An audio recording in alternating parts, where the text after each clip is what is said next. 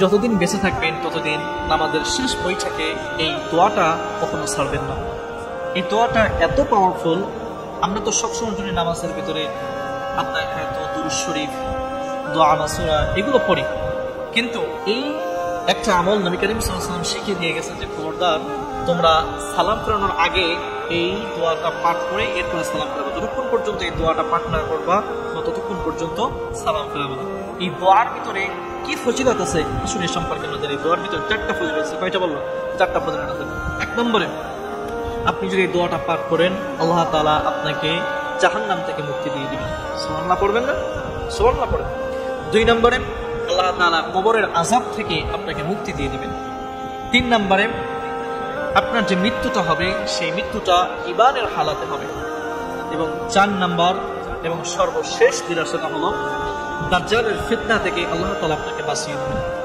দুনিয়ার জমিনের ভিতরে যত নবী রাসূল এসেছে প্রত্যেকটা নবী রাসূল তারা দাজ্জালের ফিতনা থেকে আল্লাহ তাআলার কাছে পানাহ চেয়েছে এবং তার উম্মতদেরকে শিখিয়ে দিয়ে গিয়েছে। তারই ব্যতিক্রম হয় নাই। আপনার আমার নবী জনাবে মুহাম্মদ রাসূলুল্লাহ সাল্লাল্লাহু আলাইহি ওয়াসাল্লাম তিনি আমাদেরকেও এই দোয়াটা শিখিয়ে দিয়ে গেছে। দোয়াটা কি?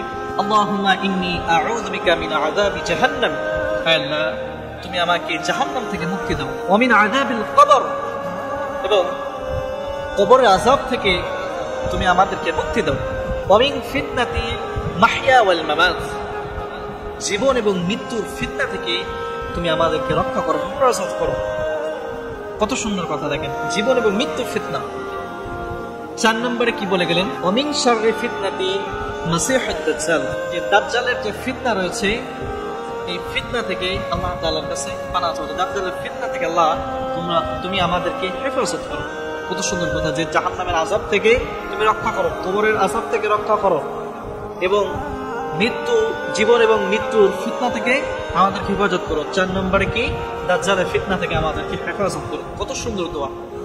এই দোয়াটা যেন আল্লাহ তাআলা আমাদের প্রত্যেককে আমল করে তৌফিক দান করে। সকলে আমিন।